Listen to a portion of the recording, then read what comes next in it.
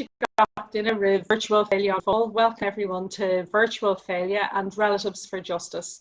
This marks the moment when we would normally be standing on the Andersonstown Road as part of the annual Plastic Bullet Vigil. But of course this year with COVID, that isn't possible for us.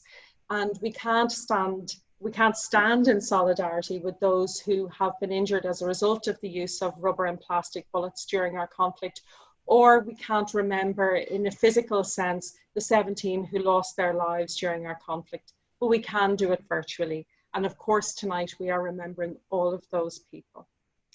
And there are of course friends that we see from year to year who will miss, and we'll name some of them. We send out our solidarity to Claire Riley. We say hello to the McCabes, to Brenda Downs, to the Livingstones, to the Stewarts, to the Groveses, to the McGuinnesses, and to many more. We all meet every year and we all stand with our placards and catch up, and we miss you this year. We also say hi to all of our international visitors who'll be joining us virtually, but we look forward to having the hug and saying hello to every year as well, from Germany, Italy, from Great Britain, and from the United States, and even some from North Belfast too. But instead we're taking this moment where we would normally stand outside what was the Andersonstown RUC barracks, now Groves Riley Corner, and we're taking a moment of international solidarity. We would have seen what happened in the United States following the horrific killing of George Floyd and the response from the state, including attacks with the use of rubber bullets. So we have been very, very pleased that we're able to be joined today and tonight by two speakers. The first is Jamil Dakwar. He's the director of the American Civil Liberties Union's Human Rights Program, which is dedicated to holding the US government accountable to its international human rights obligations and commitments. And we're also joined by author and journalist Linda Tirado, who lost the sight in one of her eyes as a result of a rubber bullet during a Black Lives Matter protest. So Jamil, we're absolutely honoured to have you this evening to speak to us about what's been happening. Can you share with us just some thoughts on what's been happening over the past number of months in the United States since the horrific death of George Floyd? Absolutely. First, thank you very much for having me part of the program virtually. I would have loved to be with you in Northern Ireland, and obviously there's so much that we are looking to other communities and other places in the world where they had similar troubles or similar uprisings, and where those were repressed and violently cracked down by police and law enforcement. So we definitely, and I personally had looked at the Northern Ireland experience since the time that I started to work on human rights of Palestinian citizens, particularly in the context of the Second Intifada, and the way that it was repressed by the police, and 13 Palestinian citizens were shot and killed. And at the time we had looked at and actually visited Northern Ireland to look at what's happened during the course of the Troubles, in particular the use of force, including the use of less lethal weapons, plastic and rubber bullets.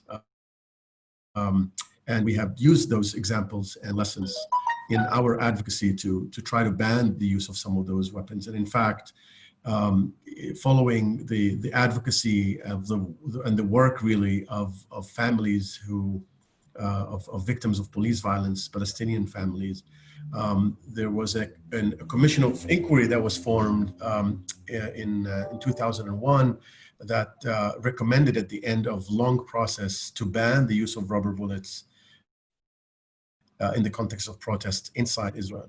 It is not banned, and it wasn't banned for use against protesters in the context of the occupied West Bank and the sieged Gaza Strip.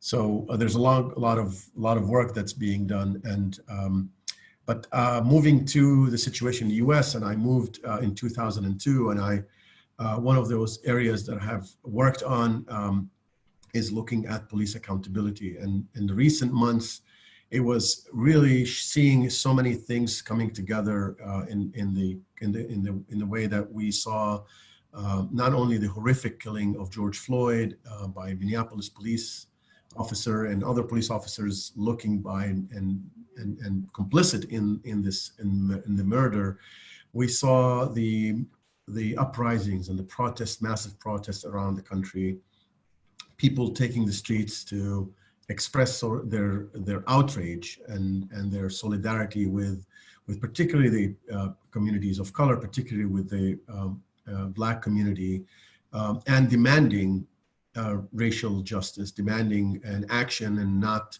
just another repeat of, oh, we will do something to reform the police. There's a significant push now towards divesting from the police, from even calls to abolish the police, to reimagining policing in the United States that would look in a way that would not put people in harm's way, and would not make a one individual human being use this kind of force against another human being in such brutality that we've seen since George Floyd's killing. So we've seen people exercising the right to free speech and free expression and assembly, mass protest all over the country. Really the numbers and the locations where we've seen those protests, I think it's unprecedented since I think the mass protests around the wars that the US had in the past and the civil rights movement. And they were led by the movement for Black Lives, or Black Lives Matter movement, which is really grassroots movement that involves a lot of people who have been working on racial justice issues in the United States for years and decades. Many of them were focusing on police accountability. And as a result of this public outrage, instead of seeing the governments, local governments, state governments, and the federal government led by the Trump administration, getting the message, sending the message that, yes, we hear you, we want to fix and do something about this problem. We saw the police departments and police officers taking a very violent approach toward the protests. And unfortunately, they have not stopped, they have not hesitated to use every single weapon that they have in their arsenal. The US police department's already been militarized. We have a specific federal program where our Pentagon, our Department of Defense, sells and provides local police departments with military equipment, with military vehicles and other equipments that is used in war zones. And so when you saw on TV the way that police responded, it wasn't something that happened overnight. It was something that's started 2 decades or more ago, particularly after the so-called war on terror and the time when the U.S. went all over the world in the name of national security, in the name of fighting terrorism, increased the level of militarization, including of police departments. So there were increasing violent responses, indiscriminate use of weapons, including the so-called less lethal weapons, and we will be discussing rubber bullets in particular. But we have not seen such massive use of less lethal weapons in many, many years, particularly tear gas, particularly rubber bullets, particularly pepper spraying protesters, using just violence and brutality against individuals and communities and people who were really peacefully protesting.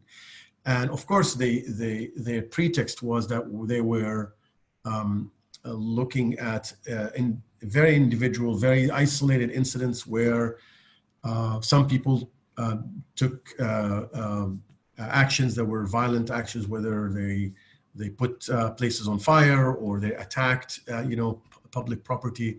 But by and large, really, the protest has been protesting. People were protesting non-violently. They were trying to take the streets and the public squares to raise their voices and to say something that we had enough of this. It's time to radically change the way that we think about policing and the way that we should reimagine policing. And yet the response was really, I just want to just close by one quick example of that. for the way that not only state and local governments have responded in a very violent way, but we have seen, and this is something that was worrying to us, very troubling, seeing the federal government increasing and fueling the fire, so to speak, and adding fuel to the fire by encouraging police departments to use violence and to send troops. National Guards in many places were deployed. Other federal forces, as you saw in Portland, Oregon, Portland, have been deployed, and where they were essentially become a military force in the streets of the United States, violently repressing people's rights to protest. And as a result, many people have been injured, as there were some people who were killed as a result of the use of force, and many people have been arrested. Thousands and thousands of people were arrested. Many of those arrests didn't meet the constitutional standard of probable cause. I attended several of those protests in New York City, where I live, and I saw how the police barely gave a warning. They clearly were not intending to provide, in most of the cases. There were some protests that they did the right thing, but in a lot of the cases, they were not really doing the right thing, which is to facilitate and to enable and to protect people's right to protest. What they were doing instead, they were showing force, and they showing that sort of, we are here in militarized form, uniforms and equipment, and that sent and that made things worse in terms of the responses, and that escalated the situation rather than allowing people to protest, facilitating, opening streets and roads and bridges. The incidents in Philadelphia, if you saw on the highway, where essentially protesters were trapped by police and were constantly being tear gassed, that just showed how brutal the reaction was. So all of that to say, we have not learned the lessons of the past, and we have not learned the lessons of other governments, and there is a push now towards restricting the use of less lethal weapons, and we can talk more about that at the federal and state level. Thank you so much. And you know, this year marks the 50th year since the first use of rubber bullets on this island of Ireland.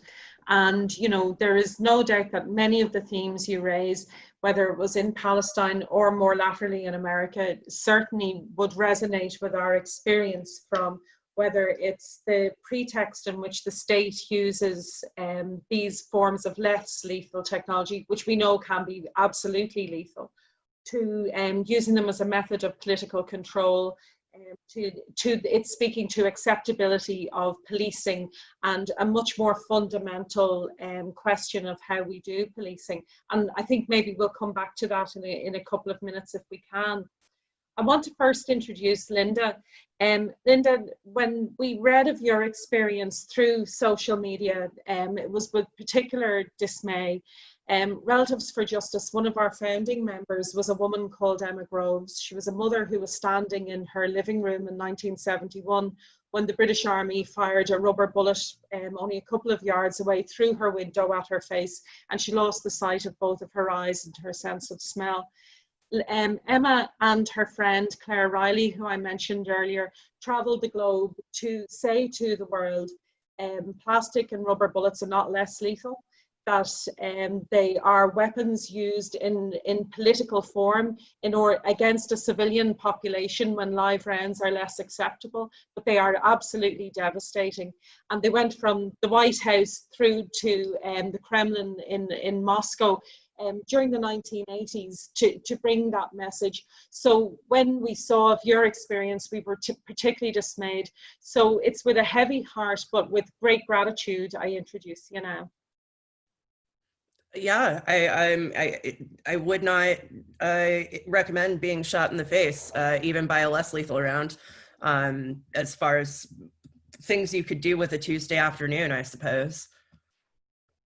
Yeah. So would you mind telling us where you were and what happened occurred? Yeah, sure. So you do have to contextualize that this was against when the pandemic really hit America, when it was May and we'd been in lockdown for a few months or a few weeks, depending. And so the political situation was already a little bit, we didn't have a roadmap for what these protests were going to look like, because we didn't know how people were going to handle wearing a mask and social distancing, and we were all very frightened to break quarantine. But I was in Minneapolis, it was 5 days after George Floyd was killed. And I was working as a journalist, and I was shot, and it's that simple. The photos that I took of the moments just before police shot me very clearly show that you know, there was a group of cops, and 3 of them were drawing their weapons, and the other 3 were on their cell phones and kind of milling around just next to them. So it wasn't a question of, you know, was I mistaken for having a weapon? Was I mistaken for being a danger in some way to these authority figures? They just kind of wanted to pop a shot, and so they did, and they got me in the face. And it was a good thing that you know, I wear professional gear. This is my job. So my goggles I'm not just wearing swim goggles or construction goggles. I'm wearing, you know, non-shatter, tear gas proof things. And I'm wearing a good respirator.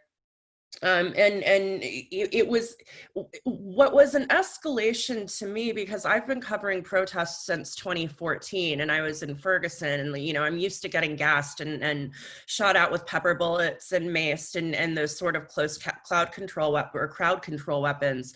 It's the first time we've seen them go long range, like and not necessarily the first, but in the escalation that's been happening across America, I think everyone agrees that the last few months have been something new compared to previous protest movements, and particularly in Black Lives Matter protests. You know, it was never not violent. They never just let people protest peacefully, but it's been a real escalation. And in fact, we see that in Portland, you know, police brought in, or the feds came in against the local police's recommendations, and it got very violent there for a while. And then the first night that the federal government moved out, all of a sudden the protests were peaceful and nobody shot anybody and nobody was hurt and nothing happened.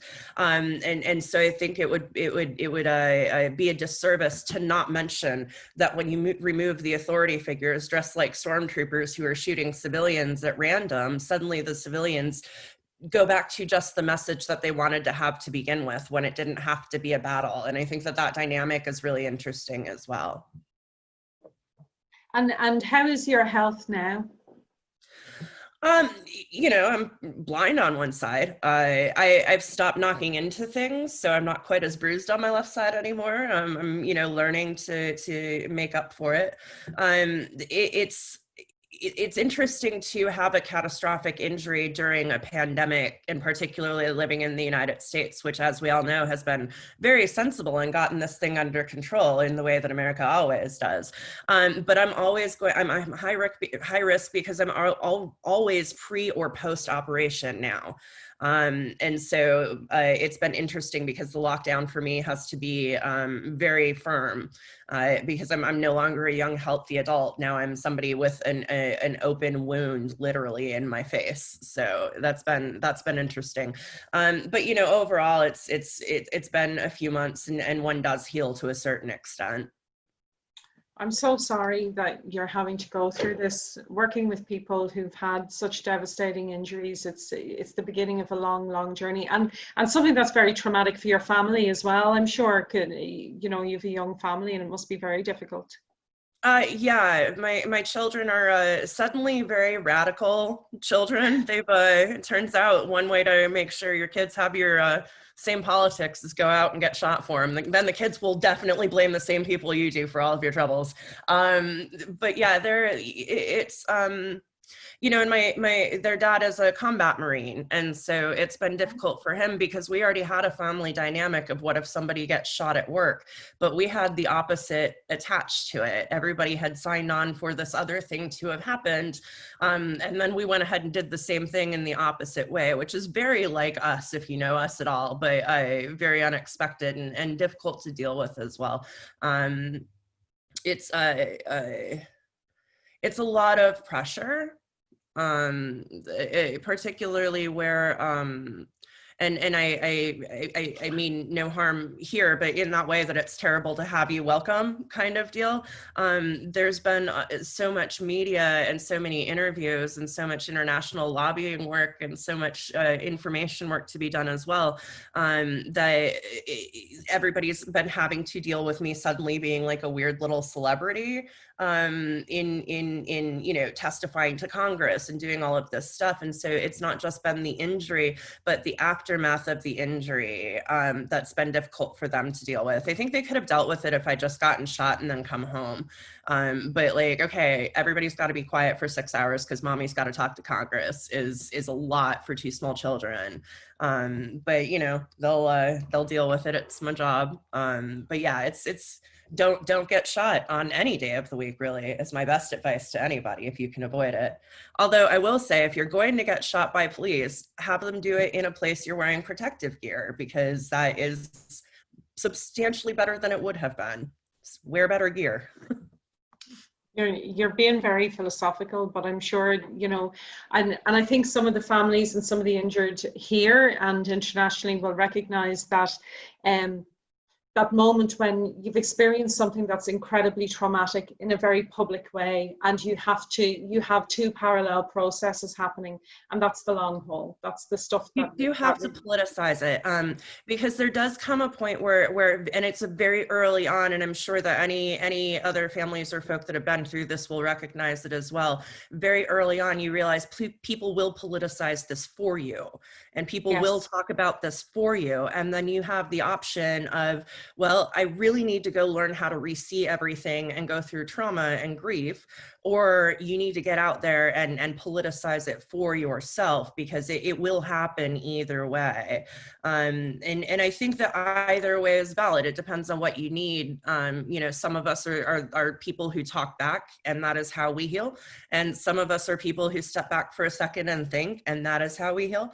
And both paths, I think, are equally valid. But I you know, certainly when the police started running pictures of my bloody face as propaganda for the police, you know, I certainly felt like, well, I guess we're just not going to take our time, are we? We're going to hop right in here.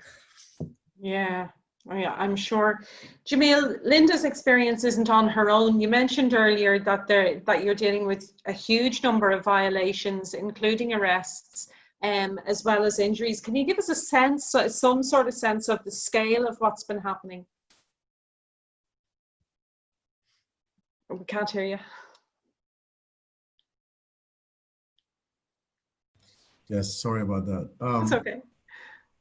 Yes, I think what we have seen is that just in the course of weeks and last 2 or 3 months, since really May 26, you know, Linda is a journalist, and she was not the only one. I mean, she was the only one of the worst injuries that happened to journalists. But there were over 400 instances of journalists being detained, assaulted, or otherwise prevented from performing their duties during the time that they were covering the protests. So that was not an isolated, so to speak, incident of police using force, excessive force, or in that way that would cause serious injury and trauma.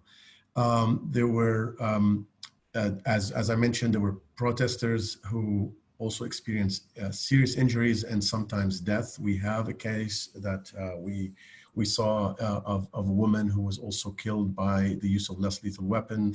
In fact, in this case, rubber bullets. There were people who were injured by tear gas, pepper spray, other crowd control tactics that were deployed by the police. There were over 10,000 people who were protesting who were arrested by the police in different locations. So there are really significant escalation, as Linda said, in the way that the government, all levels, really responded. In some places, there were many protests that went very well because the police didn't really instigate any violence, didn't show this force, and they did not restrict or attempted to contain the protests in some. But in most places that we've seen, particularly in the big cities, there were serious problems, and that is not a new thing in the United States. I mean, we had the United Nations Special Rapporteur on Freedom of Assembly and Association visited the U.S. back in 2016, and he documented how the police basically were treating sometimes different protests, particularly those protests that had the racial injustice grievances differently than other protests or the other assemblies.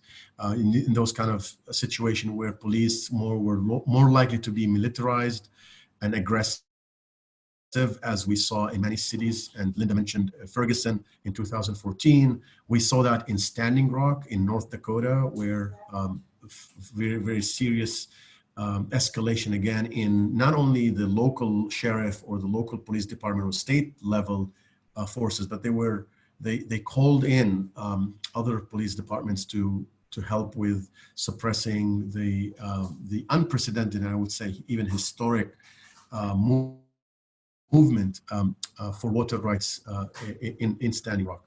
But back to the US in the recent weeks and months, the main serious problem was that there is really little accountability and little things that can be done in real time to stop the escalation of the police violence. We have seen in some instances, many cases actually were led by the ACLU, where we went to courts in Washington, D.C. We went to court in order to get an injunction after the June 1st crackdown on protesters and journalists outside the White House, where people were tear gassed just to allow the President Trump to walk outside to a nearby church to get his photo op. We all remember those images. We went to court in Portland, in Oregon. We went to court also in Minneapolis, in Minnesota, after the targeting of journalists in particular, as Linda knows. There were other places where there was an attempt to try to put like checks and balances on the police by getting judicial orders and judicial action, but that was obviously not enough, because that's just kind of a very small number of in situations and places. So by and large, the police departments have not yet to be held accountable. But fortunately, because of what happened, because of the fact that policymakers and some pressure from protesters and other people who are seeing that this is not how we want our police to behave and how we want our First Amendment rights to be violated, there's a much growing demand for a radical shift in reimagining policing. And one is, as I mentioned earlier, there's a shift towards banning some of the weapons that are used by the police, particularly less lethal weapons such as tear gas, pepper spraying, and even rubber bullets. There's actually a federal legislation that was introduced by 2 senators last month that would ban these munitions. There are also state level legislation that also attempt to ban the use of tear gas and other less lethal weapons. And they are essentially trying to do something that actually never happened in other locations, at least with regard to tear gas. I mean, there are certain countries that don't use tear gas at all. But when it comes to the United States as a whole, we looked at the legislation in all the 50 states, and all of them, all the states allow the use of less lethal weapons. There are actually pretty detailed, sometimes protocols for the use of less lethal weapons, including the use of rubber bullets. But what happened in the last few weeks is that they violated those protocols, and there have been violated even those very low standards on the use of force against protesters, where and that is where we think that the accountability piece comes in. That is not only that they should be looking at those violations that happen, and they should be also looking back at why those protocols and laws at the local level that carved out exceptions to the use of less lethal weapons by police departments, and those have been used in a way to control and to suppress peaceful protesters by and large. And the second thing that we're seeing is a push to divest from policing, the push to defund the police departments and to reinvest in communities.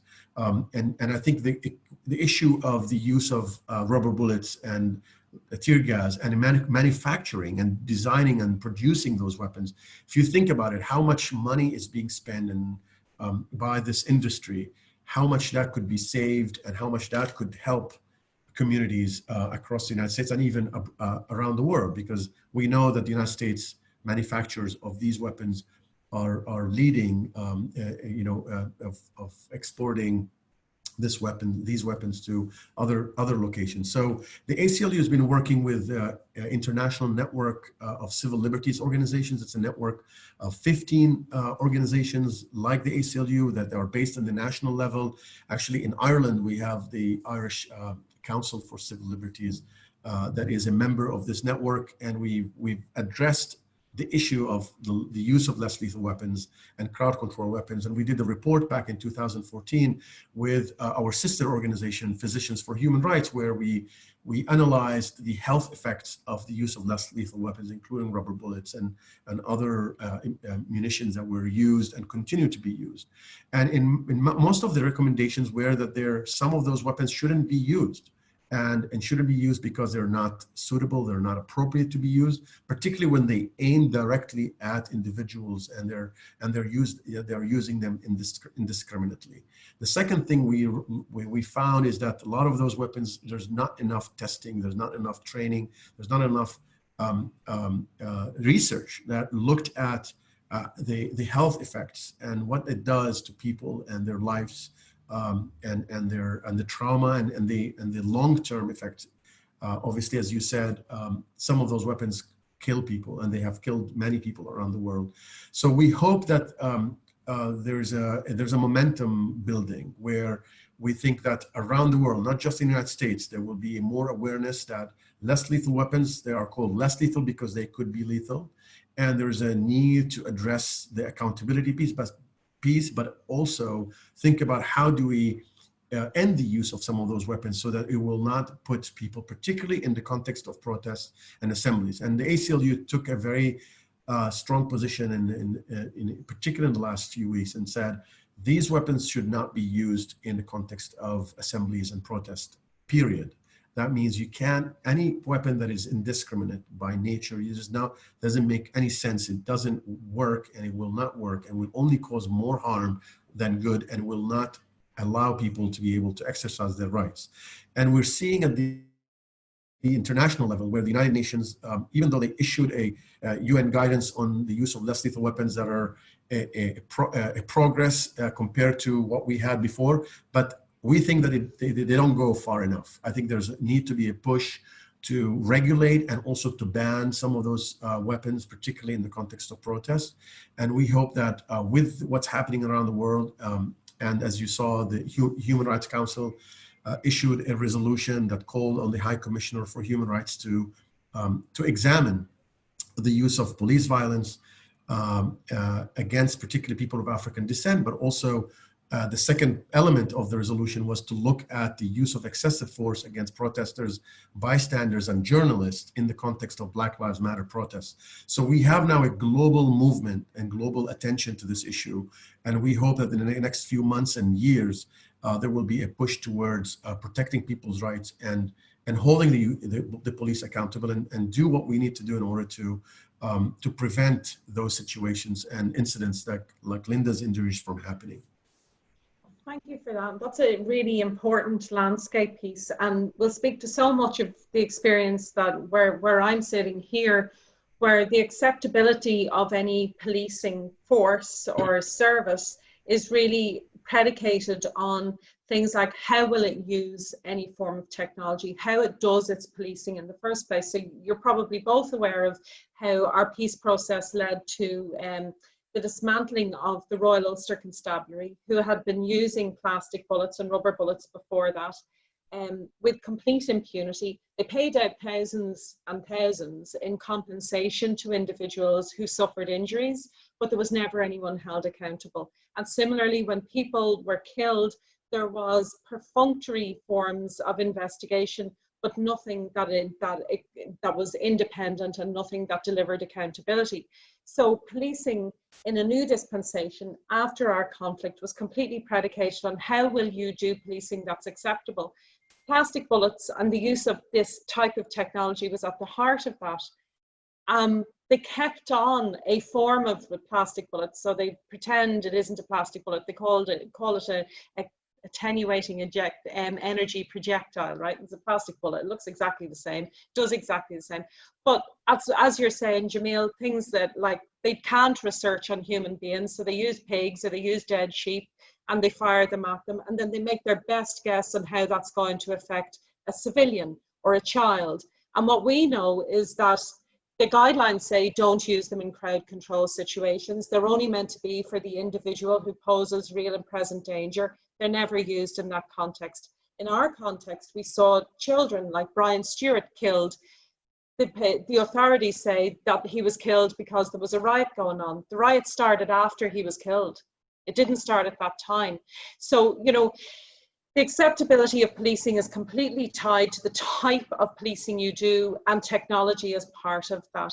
Linda, I'm interested in your perspective, having seen from a journalistic point of view where policing uses technology, policing becomes quite militarized. What does that do to communities afterwards? You know, because communities need police, communities need to be able to have recourse and accountability, but if you don't have confidence in the methods that they use, what does that do afterwards?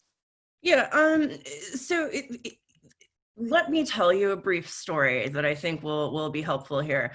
When I was shot, because out of the, I believe we're up to 32 individuals have lost eyes across the country, is my last count. And that's not to include people shot in the face, people with traumatic brain injury. I'm talking about people who have gone blind, whether they got to keep the eye itself like I did, or whether it's had to be removed, who have been blinded. And out of all of the journalists working in America, I'm one of the over 400, and Jamil, I think, had the proper number there. It's over 400 journalists and over 30 blind people, and I am in that little middle Venn diagram of people who are both. And to my knowledge, I could be wrong. You do miss things right when you're recovering, but to my knowledge, I believe I'm the only journalist who's been permanently disabled during this wave of protests since George Floyd was killed. So the New York Times quoted me, and I said, yeah, I think I got hit with a rubber bullet. And the Minneapolis Police Department called the New York Times, or when they responded for comment, they said, well, then that couldn't have been us. We haven't used rubber bullets for 20 years. Yeah. And so another reporter had pictures of their less lethal munitions. And it turns out the specific make and model of what they were using is it's a 40mm compressed foam bullet, which is not rubber at all. So we called back the New York Times and said, well, you know, we were using rubber as a colloquialism or as an assumption. It turns out we think it was this compressed foam bullet. And then I put up pictures of the police just before they shot me on CNN, live on the Sunday hour in the middle of the Sunday shows. And by the late afternoon, the police had called back the New York Times and said, well, it's potential that it could have been us if it wasn't a rubber bullet, if it was foam. And because I'm a journalist, I'm able to go back and do that kind of fact checking without too much emotional, you know, I expect that sort of thing. I don't have a expectation that people who have behaved badly will tell me the truth or that they will behave better in future. It doesn't hit me emotionally. But for the same thing to have happened, and not to use war terminology specifically, but the civilian population, the people who this isn't their living, they're out there protesting. They're not on a police force. They're not journalists. They're not there for their job.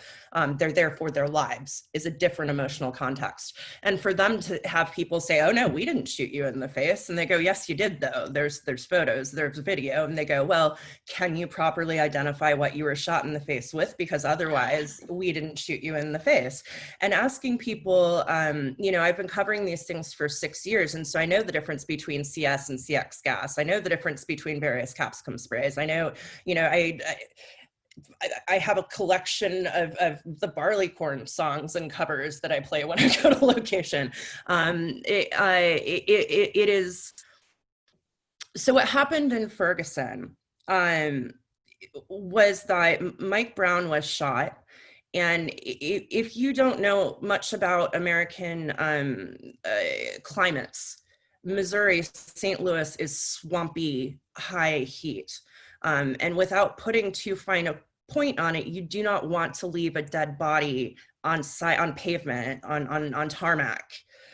They left his body out there in the neighborhood while his mother screamed for 4.5 hours before they even bothered to get a van. And this is a precinct that had 8 morgues within an hour's driving distance. There's no reason other than the complete disrespect for human life and for these live people that they would have handled this that way. And people came out that night and they were angry, they were enraged, and they were not quiet about it. And police brought out dogs, which has a historical context in policing Black Americans. Yet people don't know how Ferguson started. And after a few days, they just refused to stop protesting. And then the next thing you know, police brought in MRAPs, and police were tear gassing so heavily that it was seeping into people's homes. You couldn't stay at home safely because that gas will get into your children. They were tear gassing directly at children specifically so they could use it as PR and say, why are women bringing their children into these dangerous protests? And everyone's like, it wouldn't be dangerous if you weren't gassing our kids. And that community is no closer to healing now than it was in 2014.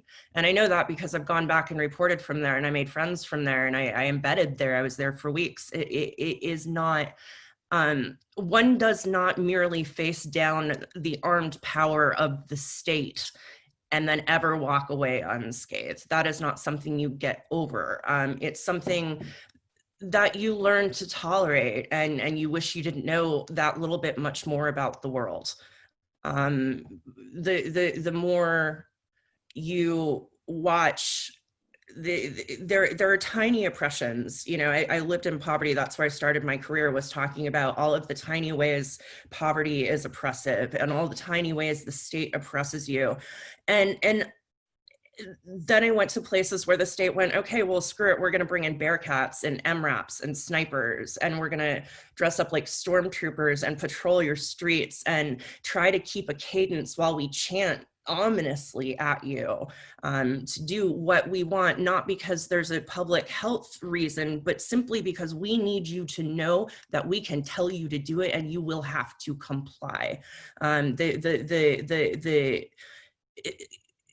The evil in that necessity of obedience is the part that it's hard to get over, because I think that most people, you know, understand that there is a difference between a peaceful daytime protest and a nighttime protest that does turn into fires and rioting. I think that everybody can understand that there is a difference there in public safety and in the response that might be needed. I don't think many people agree that the way the police are handling it is the way to do that, because these fires start because people are not allowed to scream their grief to the damn heavens after they see the corpses of their sons laid out in the Missouri heat for 5 hours. That is why people are burning things, because you're taking everything else away and they need to hurt you. And that's the most fundamentally understandable human reaction to being told you cannot live well, then you can't have your things. And I think that that's very human, but it is, it's impossible to get over. I think is the thing. You can learn to live, and you can try not to get into those situations, but the fundamental premise here is, you know, less than lethal weapons have a 3% kill rate and a 15% disfigurement rate. And people know that because they're all seeing their friends get hurt. They're all seeing the newspaper stories. And I think that this was something that people in other countries understood more than in America until very recently, because I don't know exactly what's happened since the last time we had a round of national protest, but something has shifted and it's a lot more vicious now. And I found this great appetite actually in America to learn about Northern Ireland and that history there, because people are suddenly finding, oh, that contest is very specifically us. This is very exactly what's happening here. And you know, so for what it's worth, I suppose the thing I'm finding solace in is the history. Because we aren't going to be able, I'm suing, but it's very unlikely that I learn anything or that anything changes. What's very likely is that they're going to give me a grip of money to cover my medical bills and then hope I'll never talk about it again. And that's what we do over and over and over and over to every victim of police violence in America. We hand them a bunch of money, not out of the police department's budget, not out of the oversight budget. We hand it out of the people who are being policed, then have to pay for the misbehavior of the police. And it's one of the most horrific parts of all of this. But, you know, that's what's going to happen in the vast majority of these cases. And so I think that, you know, when you're asking, like, what is it like afterwards? Well, it's the same kind of dystopian, hellish reality that we had before, but now I only have to look at it with one eye, which is a bit of a mixed blessing. I am so, and I can't tell you how much that will resonate with families here who will have heard that. And I think there's absolutely, this feels like part A of a conversation that could go on to talk about acceptable forms of policing accountability, how you ensure that policing can be acceptable in communities while you are trying to change wider society faulting as well. I think that's there. But unfortunately, we have run out of time. And that's unbelievable. So what I want to do is just kind of ask you both, just as a final thought on that idea of international solidarity, but also kind of being where you are with what has happened since the killing of George Floyd. Is there one thought that you'd like to kind of let our audience take away in this kind of international learning? First Jamil, then Linda. Sure. So for me, I think we are just doubling down on our work and support for people who are directly impacted, you know, particularly the Black communities and other communities who are been living in that reality that Linda, you know, very accurately mentioned, which is this sense of you are being under control by the police. No matter what you did, you're even funding those very oppressive measures that are being used against you, and you don't have anything to do. There's no other way to get out of it. And even when we had the Obama administration in 2014, and they went and investigated Ferguson Police Department, you know, you go and read the report. It's you know, it's a great analysis of what came out of it. It's nothing really happened after that.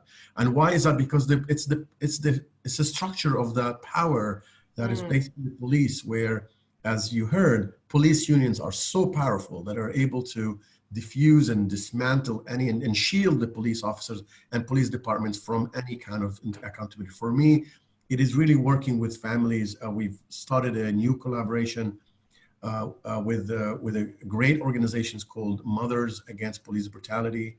And we have been collaborating with them to raise the voices and the names and the stories of those who were killed by the police, and then try to push for that sort of change that prevent the next death and the killing by police. And we're doing a lot of advocacy at the UN level. I'd be happy to share with you. Maybe you can share with the members and supporters. But we're really looking forward to also learning from you and others around the world that have been able to make a difference. And I really appreciate this conversation, and thank you for that. Thank you. Linda, just your own final thoughts. We have this resource that we haven't had until now of social media, and in most countries, you can access anything in the world. So I would say that I learned what kind of goggles I needed to take on location from a journalist in Syria. And I learned how to carry a kit for tear gas from a journalist in Palestine.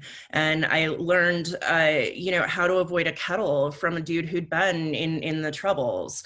And we see this happening in the protest movement. We also see it happening in journalists. So the thing that I would say is get out as much as possible and try to create, to share these stories and this resonance, because I think what happens is it's when you start to talk to somebody, you go, oh my God, your experience is exactly the same as ours, with just different politics and different faces and different names to everything. And you go, yes, that's the point. But you don't necessarily know that, or you wouldn't necessarily think that, for example, a Palestinian and, somebody from your section of the world, and also somebody in, Micronesia or the Philippines would have these exact same reactions and these exact same in Hong Kong, for example. So, if the takeaway is anything, it's that all of a sudden we have this tool with which to organize more broadly and with which to connect to each other, and to help each other process and grieve as well, because it's a relative few people will know what this is like specifically. And the more we talk to each other, the stronger we get. And I think that would be my takeaway is listen, power will oppress. We know that.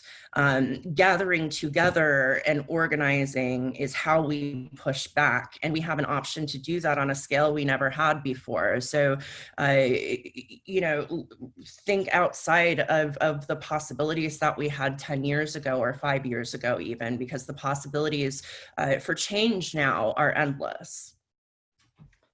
I can't thank you both enough for all of your thoughts and your experiences, because, as I say, they really do speak to our own experience here.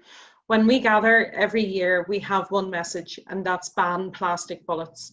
Ban them in the name of the people who've been killed and injured, but also for the people in the future who will congregate and who are at risk once they are in the armory of any police service. And so, on that note, from Relatives for Justice and Virtual Féile and Phobail, thank you both very, very much on this annual Plastic Bullet Vigil. Thank you. Thank you.